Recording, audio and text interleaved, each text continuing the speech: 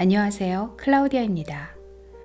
오늘은 왕비가 된 조선의 첫 궁녀, 역관의 딸 장희빈 이야기를 준비했습니다. 신분제도가 두터운 조선 사회에서 장희빈은 어떻게 궁녀에서 왕비의 자리에까지 오를 수 있었을까요? 지금부터 함께 하시죠. 역관의 딸로 자라다. 아씨, 어서 나와보세요. 춘녀가 복사꽃이 활짝 핀 뒷뜰을 허겁지겁 가로질러 와서는 가쁜 숨을 몰아쉬며 소리쳤다. 또 웬 호들갑이냐? 15 곱디고 온 옥정이 술을 놓다 말고 마당을 내다보며 타이르듯 말했다. 오셨어요. 오셨다니까요. 말을 채 마치기도 전에 춘녀는 섬돌 위로 뛰어오르다 그만 발을 삐끗하여 앞으로 넘어지고 말았다. 춘녀야, 괜찮아? 깜짝 놀란 옥정이 수투를 밀어놓고는 곧장 마루로 나서며 걱정스러운 얼굴로 물었다. 아씨 같으면 이렇게 세게 부딪혔는데 괜찮겠어요? 춘녀가 무릎을 매만지며 눈을 흘겼다. 말이 나오는 걸 보니까 살만한가 보구나. 그러고는 옥정이 고개를 들어 뒷뜰을 휘 둘러보았다. 부드러운 봄바람이 살랑살랑 불어와 옥정의 빨간 댕기를 살짝 휘감고 지나갔다. 옥정이 살고 있는 곳은 뒷뜰에 자리한 별당이었다. 별당 둘레에는 온갖 꽃과 나무가 가득했고 한쪽에는 빛깔고 온 물고기들이 한가로이 헤엄쳐 다니는 작고 예쁜 연못도 있었다. 하지만 옥정의 눈에는 그 무엇보다 담을 따라 활짝 피어있는 복사꽃이 가장 탐스러워 보였다. 참 곱구나. 그러다가 옥정은 문득 생각난 듯 입을 열었다. 아차, 조금 전에 너 누가 왔다고 하지 않았어? 그때까지 무릎을 매만지며 얼굴을 잔뜩 찌푸리고 있던 춘녀도 그제야 생각난 듯 소리쳤다. 아, 맞아요. 나리마님이 돌아오셨다고요. 아씨를 얼른 모셔오라고 했는데. 그 말이 떨어지기가 무섭게 옥정이 되받았다. 뭐라고? 청나라에 가셨던 숙부님께서 들어오셨다고? 그렇다니까요. 아씨한테 줄 선물을 이만큼 사가 주셨어요. 그 말을 듣자마자 옥정은 곧장 마루에서 내려서며 꽃신을 꿰신었다. 내가 너랑 이러고 있을 때가 아니구나. 얼른 숙부님께 인사를 드리러 가야지. 장옥정의 당숙인 장현은 중국말을 아주 잘했다. 그 덕분에 일찍이 역관 노릇을 하고 있었다. 옥정 집안은 할아버지 장흥인 때부터 뛰어난 역관이 잇따라 쏟아져 나왔다. 물론 아버지 장경도 역관이었다. 하지만 옥정의 어머니는 천민 신분이었다.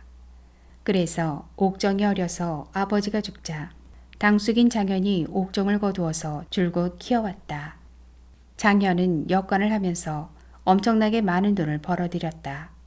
역관은 사신들이 중국으로 갈 때마다 따라갔다. 사신들은 중국말을 할 줄 몰랐기 때문에 역관 없이는 외교활동을 전혀 할 수가 없었다. 또한 역관은 노잣돈 대신에 나라에서 인삼, 종이, 면포 같은 물품을 받아 무역을 하여 노잣돈을 마련하였다.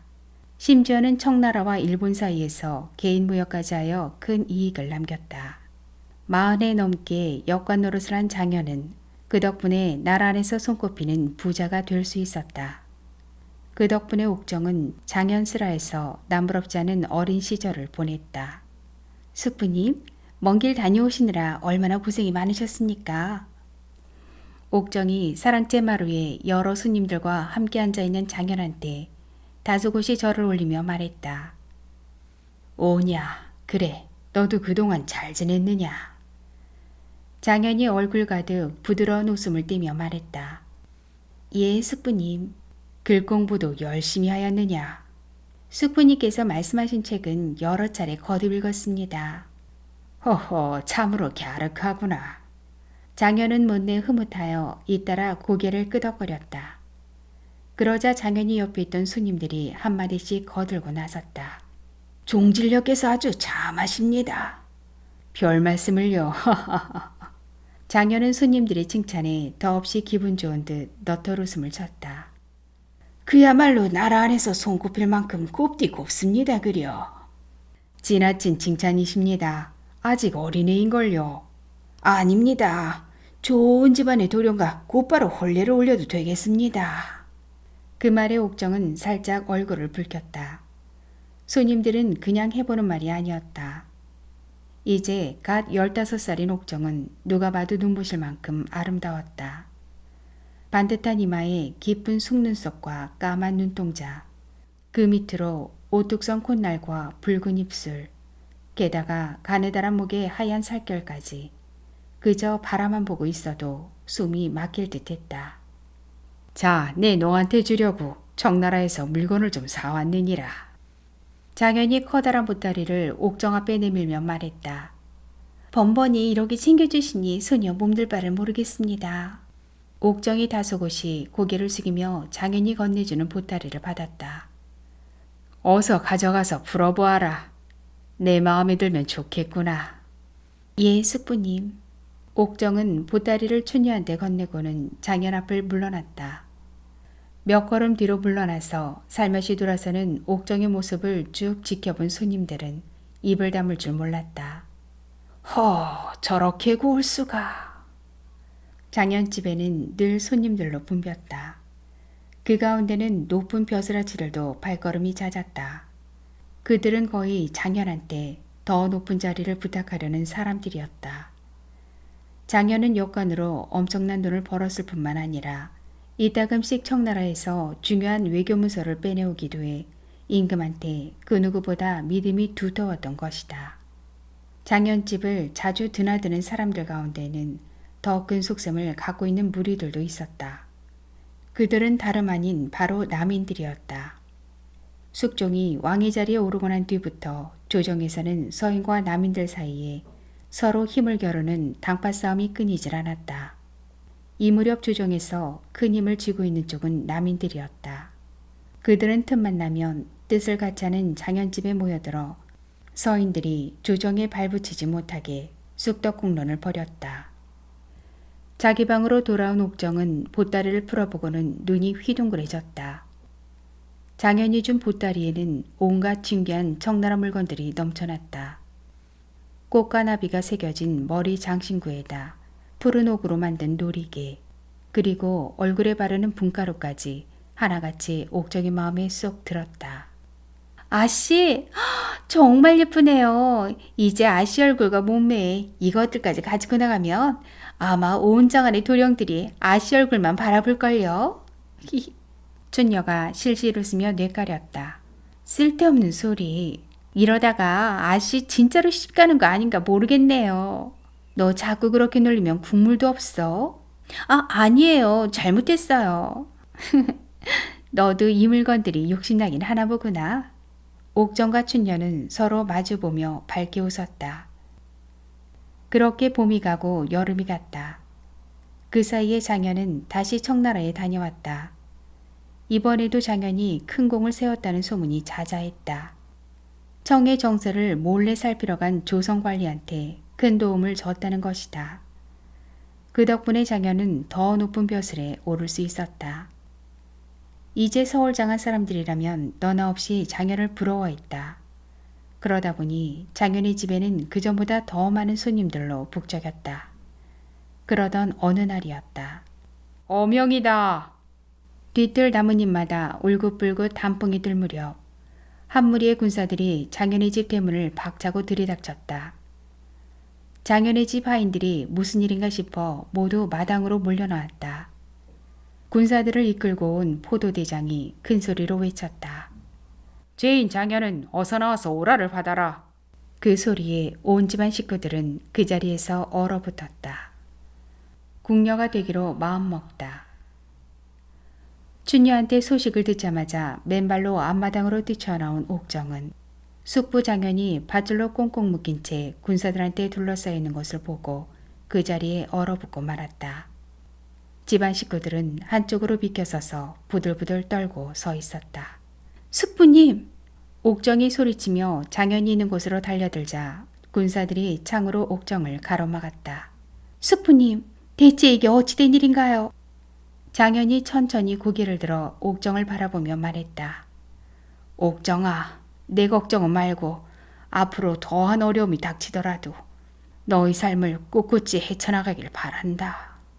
그러고는 장현이 포도대장을 바라보며 고개를 끄덕였다.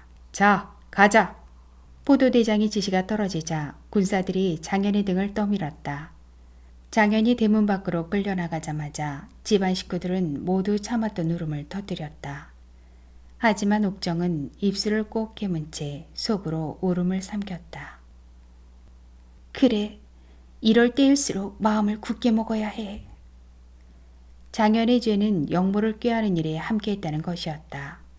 그러니까 남인의 우두머리 영의정 허적과 그의 아들 허견이 효종 임금의 동생인 임평대군의 셋째 아들 복성군을 왕으로 앉히려는 영모를 꾀했는데 그 일에 장현도 끼어있다는 것이었다. 이 일로 그동안 조정을 쥐락펴락하던 남인들은 한꺼번에 많은 사람들이 죽음을 당하거나 멀리 귀양살이를 갔다. 장현도 이때 멀고 먼 함경도로 귀양을 갔다. 이로써 숙종이 왕위 자리에 오른 지 6해 만에 다시 서인 세력이 조정을 차지한다. 장현이 잡혀가고 나자 집안에는 찬바람이 쌩쌩 불었다. 찾아오는 사람이 발길도 뚝 끊겼고 하인들마저 뿔뿔이 흩어졌다. 게다가 그 많던 재산까지 나라에 빼앗기고 이리저리 새나갔다. 이제 옥정은 스스로 밥을 짓고 빨래를 해야 했다. 더구나 몸져 누운 숙모의 시중까지 들어야 했다. 하루아침에 신세가 180도로 달라지고 만 것이다. 숙모님, 약 드시고 어서 일어나셔야죠. 아니다. 이제 이 집안도 끝장났으니 너도 내 살 길을 찾아가거라. 숙모가 자리에 누운 채 힘없이 내뱉었다. 아니에요. 제가 무슨 일 있어도 집안을 다시 일으키고 숙부님도 구해낼게요. 옥정이 다부지게 말했다. 네가 무슨 힘으로 우리 집안을 다시 일으킨다는 게야. 괜한 소리 하지 마라. 누가 들을까 무섭구나. 저만 믿으라니까요. 저한테 다 생각이 있어요. 옥정이 입술을 지그시 깨물며 힘주어 말했다. 다음날 옥정은 오라비 장희재를 집으로 불렀다. 장희재는 옥정과 배다른 오누이 사이로 하는 일 없이 숙부 장현한테 용돈이나 타쓰는 건달이었다. 장현이 잡혀간 뒤로 장희재는 발길을 뚝 끊고 있었다. 네가 어쩐 일로 나를 불렀느냐? 이제 얻어먹을 것도 없는 집안인데 나랑 여기서 어서 나가자꾸나. 장희재가 수염을 어루만지며 얍삽한 얼굴로 내까렸다. 나가면 어디로 간단 말이에요? 어디로 가긴 어디 돈 많은 영감이나 하나 잡아서 첩으로 들어가면 되지. 이 오라비도 네 덕 좀 보고 좋지 않느냐? 좋아요. 나갈게요. 그래? 잘 생각했다. 그동안 널 먹여주고 키워준 건 고마운 일이지만 이제 이 집안도 쑥대밭이 됐으니 한 사람 입이라도 덜어주는 게 도와주는 게지. 장희재는 웬일로 옥정이 순수히 자기 말을 따르자 기분이 좋아져 싱글벙글 웃으며 말했다.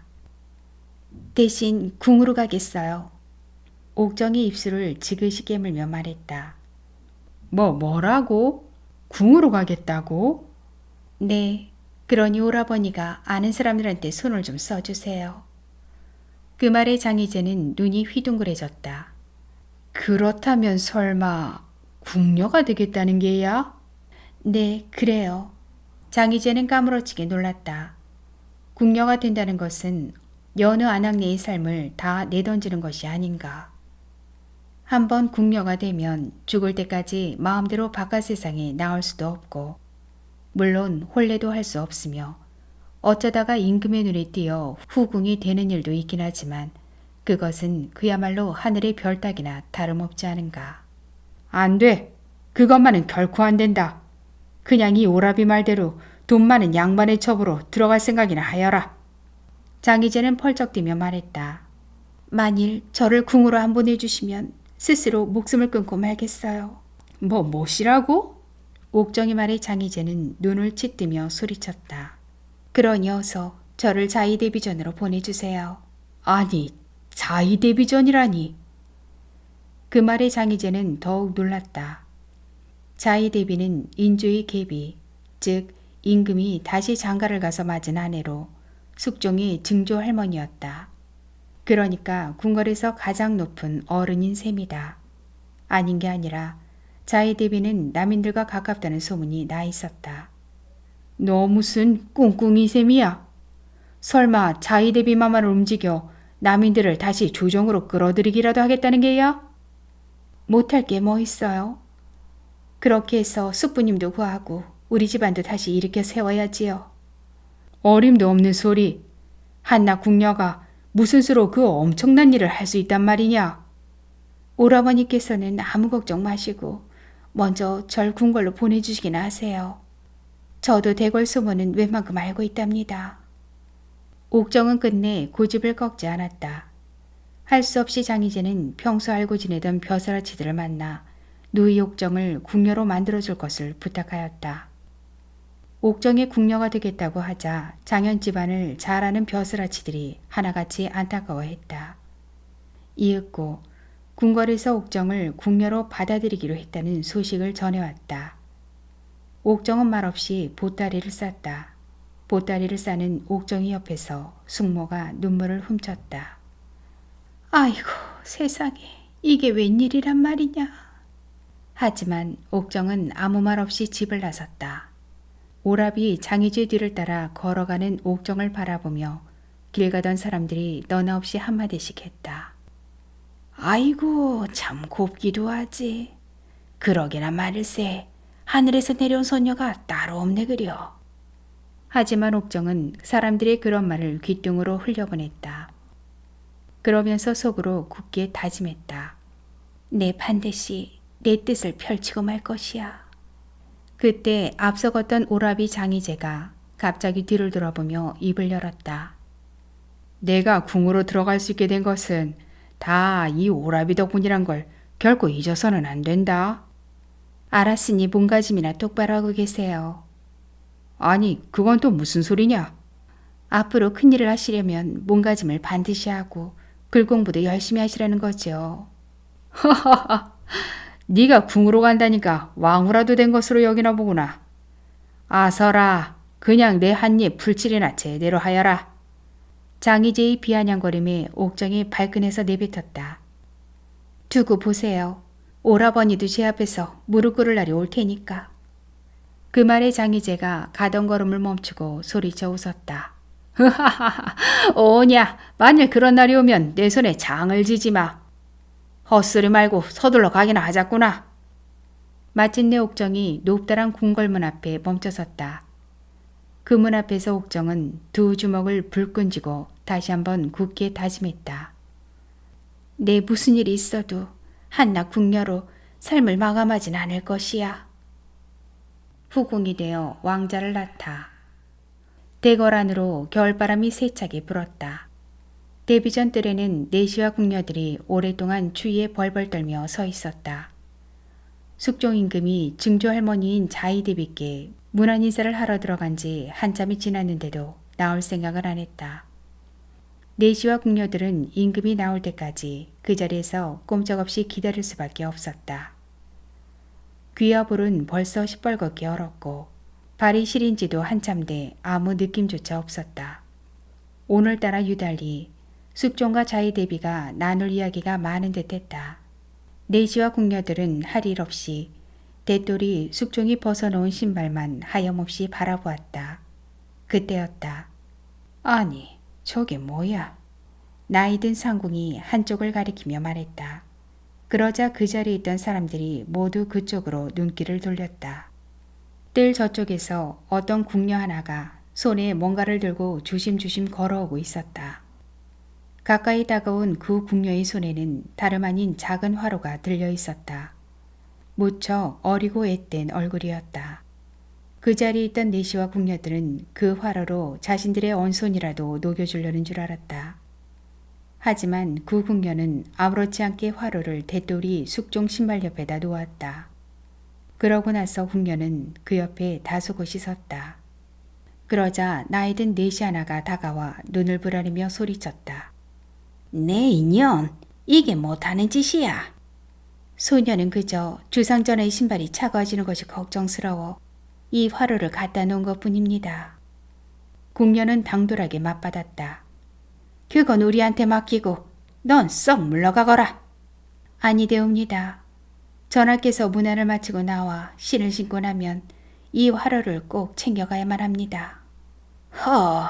그건 우리가 알아서 챙겨놓을 테니 넌 그만 썩 물러가래도. 내신은 노여움에 찬 얼굴로 다시 한번 다그쳤다. 그럴 수 없습니다. 그렇다면 억지로라도 끌어낼 수밖에. 그때였다. 자의대비전 방문이 스르르 열리면서 숙종이 나오다가 이 모습을 보았다. 무슨 일이냐? 숙종이 말해 나이든 내시가 잡고 있던 궁녀의 팔을 얼른 놓고는 자초지종을 털어놓았다. 얘기를 다 듣고 난 숙종은 얼굴 가득 웃음을 띠며 천천히 입을 열었다. 참으로 갸륵한 아이로구나. 어디 고개를 들어보아라. 그러자 궁녀는 살며시 얼굴을 들었다. 그 궁녀의 얼굴을 본 숙종은 숨이 턱 막히는 듯 했다. 그렇게 해서 숙종 임금과 궁녀 장옥정은 서로 처음 마주하게 된 것이다. 그런데 이 일은 어느새 인현왕후의 귀에까지 들어갔다. 고의한 것 같으니라고. 그래, 대체 그년이 누구란 말이냐? 인현왕후가 탁자를 내리치면서 소리쳤다. 인현왕후는 숙종의 두 번째 왕비였다. 첫째 왕비인 인경왕후가 천연두에 걸려 죽은 뒤 궁궐로 들어온 왕비였다. 장옥정이라는 자의대비종 궁녀인데 역관 집안의 딸이라 합니다. 상궁이 인현왕후의 눈치를 살피며 말했다. 그러자 인현왕후가 몹시 못마땅한 듯 소리쳤다. 아니, 역관의 딸 주제에 어찌 그리 당돌하단 말이냐. 글쎄, 알고 보니까 그 아이가 장안에 이름난 역관 장현의 중질녀라 합니다. 그런데 장현은 얼마 전 남인들의 영무에 끼어든 죄목으로 귀양살이를 하고 있답니다. 뭐시? 그렇다면 그 아이가 어떤 속셈을 갖고 궁에 발을 들여놓았다는 얘긴데 서인 대신들도 그렇게 생각하고 있는 듯 합니다. 상궁의 말을 듣고 난 인현왕후는 옥정을 더욱더 그대로 내버려둘 수 없다고 마음먹었다. 인현왕후는 지금 조정을 쥐락펴락하는 서인들과 아주 가까운 사이였다. 옥정은 인현왕후가 자신을 벼르고 있다는 소문을 알고 있으면서도 인현왕후와 마주칠 때면 몸가짐을 깎듯이 했다. 그새 옥정은 숙종의 사랑을 받은 덕에 후궁이 돼 있었지만 아직은 몸가짐을 함부로 할 때가 아니라고 여겼던 것이다. 옥정이 그러면 그럴수록 인현왕후는 더욱 쌀쌀맞게 굴었다. 게다가 틈만 나면 서인 대신들에게 옥정을 궁에서 내쫓으라고 닥달했다. 하지만 임금의 사랑을 한몸에 받고 있는 옥정으로서는 크게 걱정하지 않았다. 전하, 만일 누군가 신첩을 궁에서 쫓아내려 한다면 어쩌시렵니까? 옥정이 간드러진 목소리로 숙종의 마음을 떠보았다. 허허, 그럴 일 없을 것이니라. 숙종은 웃는 얼굴로 수염을 쓰다듬으며 말했다. 하지만 누군가 신첩을 시샘해서 이런저런 허물을 뒤집어 씌워 내쫓으려 들지도 모르지 않습니까? 허허, 나만 믿으래도 그러는구나. 전하, 그럴 일은 없겠지만 만에 하나라도 신첩 때문에 그런 일이 생기면 언제라도 저를 버려주십시오. 쓸데없는 소리. 옥정은 숙종의 말에 아랑곳 없이 자기 말을 이어갔다. 그 대신 우리 왕자만은 무슨 일이 있어도 잘 걷어주셔야 합니다. 뭐시? 왕자라고? 비스듬히 누운 채 옥정의 말을 듣고 있던 숙종이 몸을 벌떡 일으키며 소리쳤다. 그때까지 숙종은 대를 이을 아들이 없었던 것이다. 그런 숙종을 바라보며 옥정이 가만히 웃었다. 그러더니 숙종의 손을 덥석 잡아 자신의 배 위에 갖다 올렸다. 바로 여기에 왕자님이 자라고 있습니다. 그 말에 숙종은 믿을 수 없다는 듯 크게 소리쳤다. 그게 정말이냐? 신첩이 어느 앞이라고 거짓을 말하겠습니까? 옥정의 얼굴을 붉히며 다소곳이 말했다. 오, 이렇게 기쁠 수가. 그제야 숙종은 기쁨에 겨워 입을 다물 줄 몰랐다. 이윽고 궐안에는 왕자를 낳을 산실청이 마련되었다. 정성스레 모든 준비가 끝나고 나서 얼마쯤 지나자 산실정 안에서는 우렁찬 아기 울음소리가 울려 퍼졌다. 마침내 옥정이 그렇게 바라던 왕자를 낳은 것이다.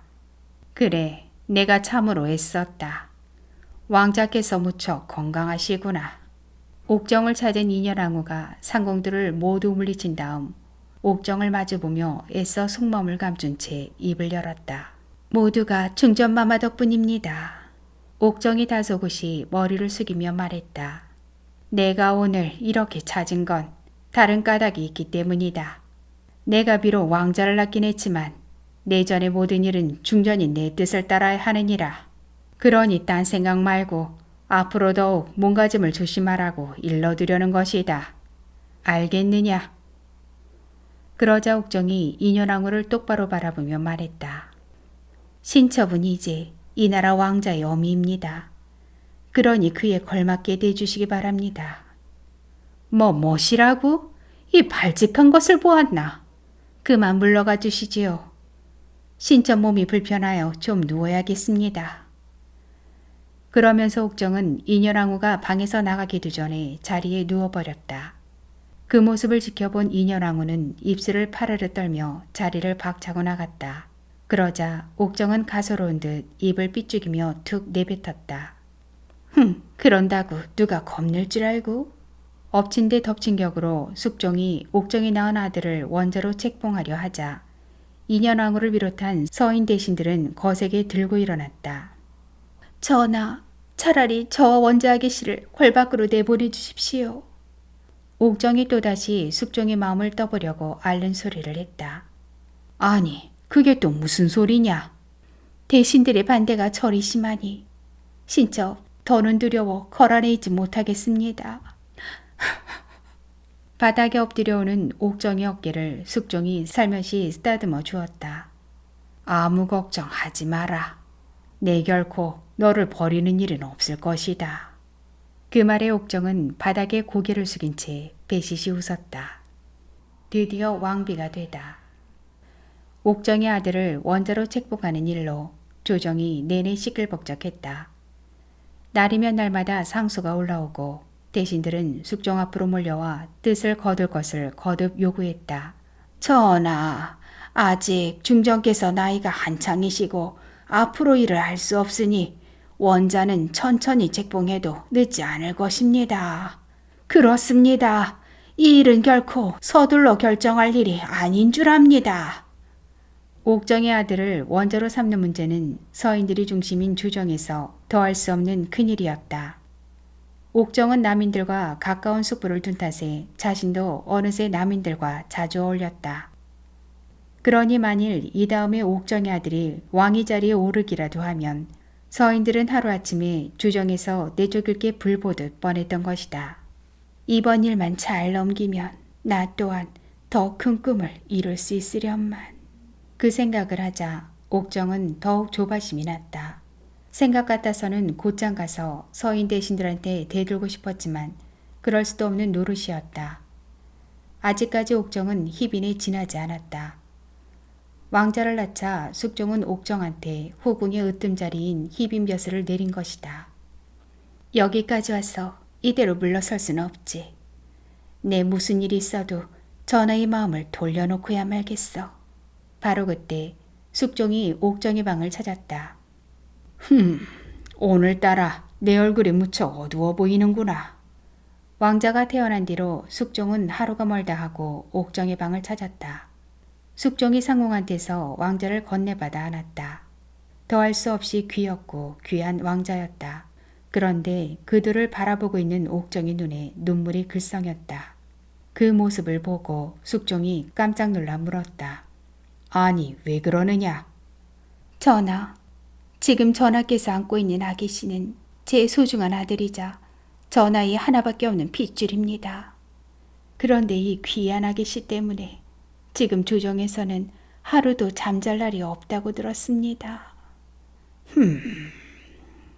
숙종은 길게 숨을 내쉬었다. 전하, 신첩이 바라는 건 오직 제 귀한 아기씨를 잘 키우는 것뿐입니다. 그러하오니 부디 저희 모자를 궐 밖으로 내보내 주십시오. 내 이전에도 말하지 않았느냐. 내가 다 알아서 할 테니 넌 아무 걱정 말고 몸조리나 잘하여라. 숙종이 옥정의 어깨를 어루만지며 부드러운 목소리로 다독였다. 그럼 신첩은 오직 전하의 말씀만 믿겠습니다. 그 다음 날부터 조정에서는 한바탕 회오리바람이 불었다. 숙종이 그동안 원자책봉에 반대해온 많은 대신들에게 유배형을 내린 것이다. 서인들이 거센 반대를 무릅쓰고 숙종이 원자 얘기를 꺼낸 지 닷새 만에 왕자 균을 원자로 책봉하자 서인의 우두머리 송시열이 상수를 올려 10살이 지나서야 태자로 책봉된 송나라 철종이 예를 들며 원자 책봉의 잘못을 꼬치꼬치 따졌다. 하지만 이것은 오히려 숙종이 화만 돋우어 서인들이 궁에서 쫓겨나는 빌미가 되고 송시열은 제주도로 유배를 갔다가 신문을 받으러 정읍에 이르렀을 때 임금이 내린 사약을 마시고 목숨까지 잃었다. 이로써 서인들은 조정에서 쫓겨나고 그 자리를 다시 남인들이 차지하였다. 그 덕에 귀향을 갔던 옥정의 숙부 장현도 돌아왔다. 희빈마마, 역관 장현 문안드립니다. 어서 오세요. 그동안 얼마나 고생이 많으셨어요. 희빈마마 덕분에 죽을 목숨이 이렇게 살아서 돌아왔습니다. 이 은혜를 어찌다 갚아야 할지. 옥정이 고개를 숙이고 있는 장현을 바라보며 언짢은 듯 말했다. 숙부님, 희빈이라는 그 말 정말 듣기 싫습니다. 그렇다고 어찌 예전처럼 마마 이름을 부를 수 있겠습니까? 물론 그건 안 될 말이지요. 장현은 그게 무슨 말인가 싶어 고개를 들어 옥정을 바라보았다. 이 옥정이 이까짓 희빈 자리에 머물러 있을 수는 없는 일이지요. 희빈 마마. 장현은 목소리를 떨면서 말을 더듬었다. 나는 이 나라 원자아기씨의 어미입니다. 그러니 중전이 못될 것도 없지요. 옥정이 톡 쏘듯 내뱉었다. 마마, 지나친 것은 모자란만 못하다고 했습니다. 괜한 욕심을 부리다 마마한테 큰일이라도 생길까봐 소희는 그저 두려울 따름입니다. 글쎄, 두고 보세요. 난 무슨 일 있어도 이 나라의 중전이 되고야 말 테니까. 옥정은 그렇게 자신이 세운 더 큰 꿈을 쫓아 거침없이 내달렸다. 전하, 한 나라에 두 임금이 있을 수 있습니까? 희빈 옥정이 숙종한테 타락죽을 올리며 넌지시 물었다. 우유로 만든 죽이었다. 갑자기 그게 무슨 소리냐? 누가 역무라도 꾀하고 있단 말이냐? 숙종은 옥정의 뜬금없는 말에 눈을 동그랗게 뜨고 물었다. 그게 아니라 그냥 전하의 생각을 듣고 싶어서입니다.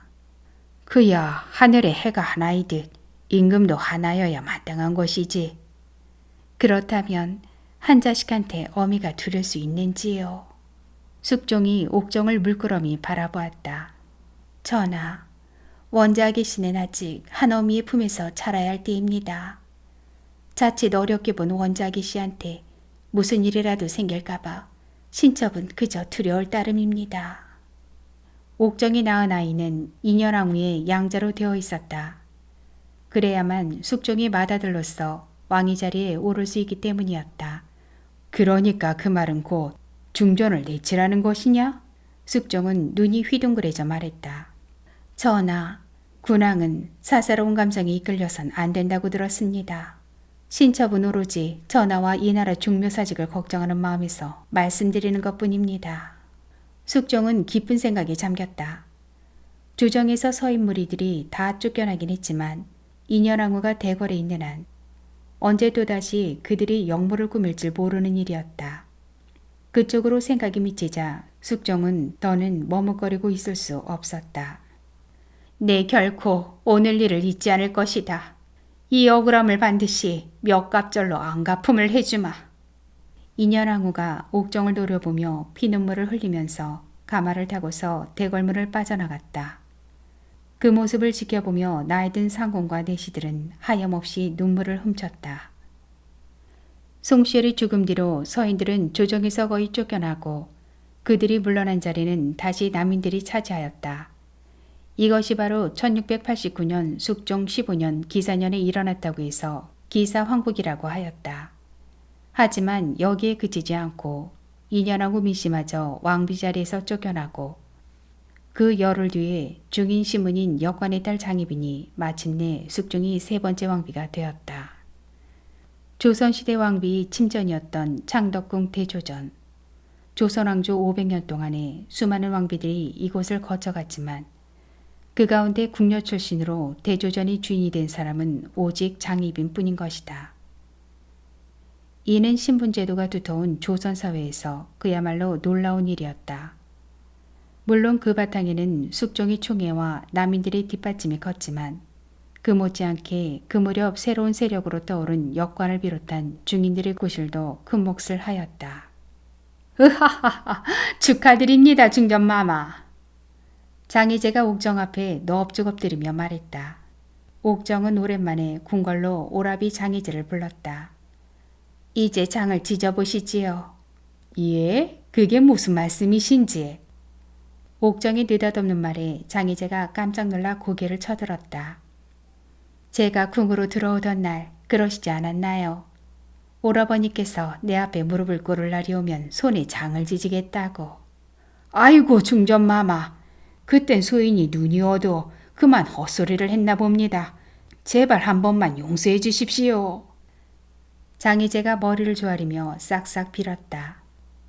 그래, 오라버니께서는 무슨 벼슬을 하고 싶으신지요? 그제야 장희제는 입이 쩍 벌어졌다. 마침내 옥정이 역관에 따라서 한나라의 국무인 왕비가 된 것이다. 죽음을 맞이하다. 뭐시라고? 대체 그 까닭이 무엇이냐? 장옥정이 파르르 떨면서 나이 든 상공을 몰아세우고 있었다. 오늘 밤도 숙종이 중궁전에 들지 않는다는 얘기를 듣고 난 뒤였다.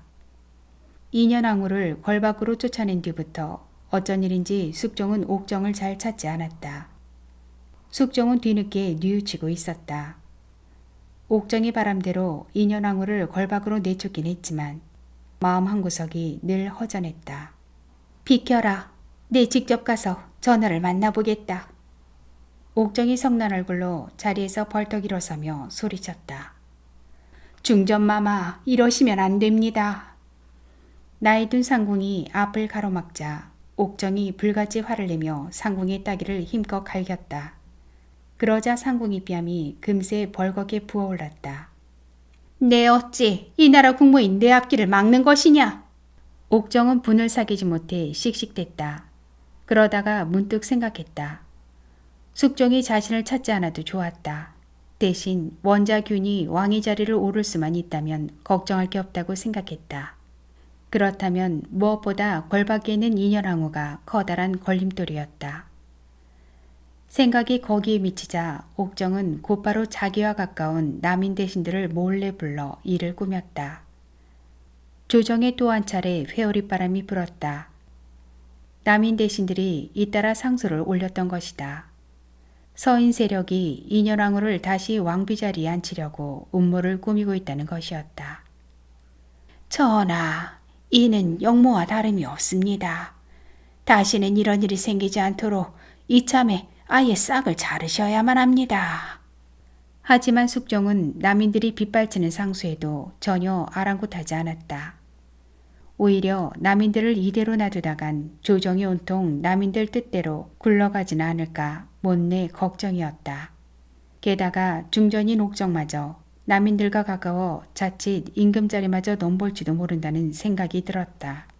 그렇게 며칠을 깊은 시름에 잠겨있던 숙종이 마침내 굳은 다짐 끝에 어명을 내렸다. 서인들이 인현왕후를 다시 궁에 들이려고 일을 꾸민다는 상소는 모두 새빨간 거짓이다.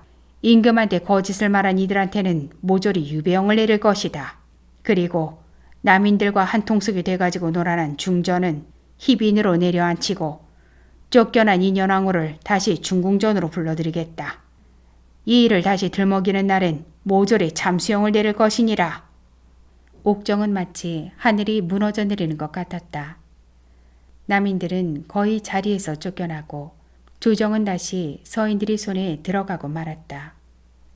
옥정은 다시 빈이 된 뒤 궁궐한 외진 곳에 있는 취선당에 갇혀 살다시피 했다. 옥정은 하루아침에 임금 눈밖에 난 자기 신세를 도무지 믿을 수가 없었다. 어디 두고 보자. 이렇게 무릎 꿇을 때가 아니다. 옥정은 이를 악물며 두 주먹을 불끈 쥐었다. 그렇게 달이 가고 해가 가고 또다시 몇 해가 흐른 어느 날이었다. 중전인 인현왕후가 갑작스럽게 죽음을 맞이한 것이다. 그 소식을 듣고 옥정은 속으로 쾌재를 불렀다. 어쩌면 자신이 다시 중전이 될지도 모른다는 생각에서였다. 하지만 옥정이 바람과는 달리 전혀 뜻밖의 일이 벌어졌다. 느닷없이 내시들이 군사들을 이끌고 취선당에 들이닥친 것이다.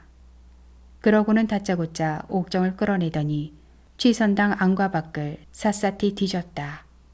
그러다가 취선당 뒤쪽 사당에서 요사스러운 물건들을 찾아냈다. 지프로 만든 인형과 바늘, 그리고 화살과 칼, 방울 같은 물건들이었다. 옥정은 그것들을 보자 눈을 질끈 감고 말았다. 아, 이렇게 내 운명이 끝나고 마는 것인가. 궁궐엔 또다시 한바탕 회오리바람이 불었다. 취선당 뒤쪽 사당에서 찾아낸 물건들은 옥정이 인현왕후를 저주하는 데 썼던 물건들이었고 그 바람에 인현왕후가 갑작스럽게 죽었다는 것이다. 전하, 중전마마를 죽음으로 내몬 잔이빈을 살려둬서는 안 됩니다. 그러하옵니다. 희빈 장씨에게 사약을 내리심이 마땅합니다. 신하들의 아우성이 빗발쳤다. 하지만 몇몇 대신들은 목숨을 낳는 것만은 거두어 달라고 요구했다. 전하, 이 같은 일은 예전에도 흔히 있었지만 죽음으로 다스린 적은 한 번도 없었습니다. 그렇습니다. 게다가 희빈은 한때 이 나라의 국무인데다가 원자의 생모이온데 어찌 그 같은 벌을 내리시려 하십니까? 숙종은 깊은 시름에 잠긴 채 가만히 신하들의 이야기를 듣고 있었다. 이윽고 숙종이 다짐을 한 듯 무겁게 입을 열었다. 내가 살아있는데도 이럴진데 희비를 살려둔다면 훗날 안팎으로 자신과 가까운 남인들을 심어 또다시 조정이 크게 어려워질 것이다. 이런 까닭에 과인은 희빈한테 사약을 내리려 하니 경들은 그리할라. 한때 자신이 그토록 아끼고 사랑했던 옥정한테 숙종은 끝내 사약을 내리고 만다. 숙종이 이같이 힘든 결정을 내릴 수밖에 없었던 것은 앞으로 더는 조정이 당파 싸움에 휩쓸리지 않기를 바라는 애틋한 마음에서였다. 하지만 옥정은 자신한테 닥친 그 일을 결코 받아들일 수 없었다. 무엇보다 자신은 앞으로 왕세자가 되어 이 나라를 이끌어갈지도 모르는 원자의 생모였다. 그런데 그만한 일로 자신한테 사약을 내리는 건 하늘이 무너져도 있을 수 없는 노릇이라고 여겼다. 이놈들 썩 물러가지 못할까? 내가 누군 줄 알고 감히 그 더러운 손을 갖다 대려 하느냐? 옥정은 눈을 치뜬 채 어명을 받들고 온 금부도사한테 소리소리 지르며 길길이 날뛰었다. 죄인은 어서 어명을 받으시오. 금부도사가 눈을 부릅뜨고 소리쳤지만 옥정은 막무가내였다. 전하를 불러오너라. 내 직접 전하를 만나 따질 것이다. 죄인은 더는 주상전하를 입에 올리지 마시오. 내가 왜 죄인이란 말이냐.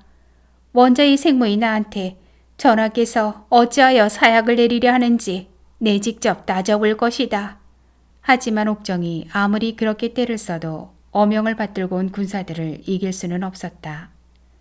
마침내 옥정은 무릎을 꿇었다. 그 앞에 두 자리가 깔리고 하얀 사발에 검은 탕약이 놓였다. 사약이었다. 안 돼, 이렇게 죽을 순 없어. 전하, 어찌하여 신첩을 이렇게 버리시나이까. 그러면서 옥정은 몇 차례나 사약사발을 발로 걷어찼다. 하지만 죽을 힘을 다해 버티던 옥정도 온몸이 힘이 빠질 대로 빠진 나머지 마침내 모든 걸 포기한 듯 내까렸다. 전하, 이것이 정말로 전하의 뜻이란 말입니까? 그러고는 한동안 말이 없던 옥정이 가까스로 입을 열었다. 우리 원자가 보고 싶구나.